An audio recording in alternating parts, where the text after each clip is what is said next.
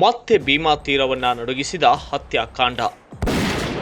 ಗುಂಡಿನ ದಾಳಿ, ಮಾರಕಾಸ್ತ್ರಗಳ ಅಬ್ಬರ. ಹಲವು ವರ್ಷಗಳಿಂದ ಶಾಂತವಾಗಿದ್ದ ಭೀಮಾ ತೀರ ಪ್ರದೇಶದಲ್ಲಿ ಮತ್ತೊಮ್ಮೆ ರಕ್ತದೋಕುಳಿ ನಡೆದಿದೆ.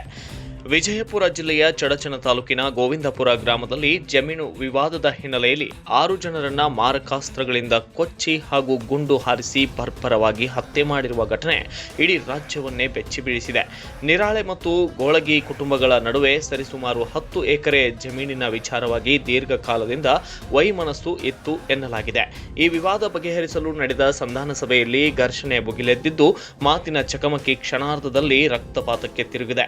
ಘಟನೆಯಲ್ಲಿ ರೇವಣಸಿದ್ದಪ್ಪ ನಿರಾಳೆ, ದುಂಡಪ್ಪ ರೇವಣಸಿದ್ದಪ್ಪ ನಿರಾಳೆ, ಶಿವಪುತ್ರ ರೇವಣಸಿದ್ದಪ್ಪ ನಿರಾಳೆ, ಚಂದ್ರಶೇಖರ್ ನಿರಾಳೆ ಸೇರಿದಂತೆ ಶಬ್ಬೀರ್ ನದಾಫ್ ಒಟ್ಟು 6 ಜನ ಸ್ಥಳದಲ್ಲೇ ಮೃತಪಟ್ಟಿದ್ದಾರೆ.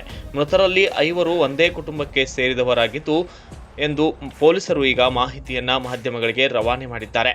ಮಾರಕಾಸ್ತ್ರಗಳ ದಾಳಿ ಹಾಗೂ ಗುಂಡಿನ ದಾಳಿಯಿಂದ ನಡೆದ ಈ ಸಾಮೂಹಿಕ ಹತ್ಯೆ ಭೀಮಾ ತೀರದ ಹಳೆಯ ವೈಷಮ್ಯಗಳನ್ನು ಮತ್ತೆ ನೆನಪಿಸಿದ್ದು ಗ್ರಾಮದಲ್ಲಿ ತೀವ್ರ ಉದ್ವಿಗ್ನ ವಾತಾವರಣ ನಿರ್ಮಾಣವಾಗಿದೆ.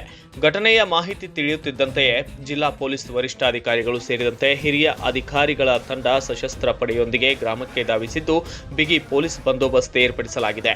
ಆರೋಪಿಗಳ ಪತ್ತೆಗೆ ವಿಶೇಷ ತಂಡಗಳನ್ನು ರಚಿಸಲಾಗಿದ್ದು ಪ್ರಕರಣದ ತನಿಖೆ ಮುಂದುವರೆದಿದೆ. Bureau report, Kannada Janashree news, Vijayapura.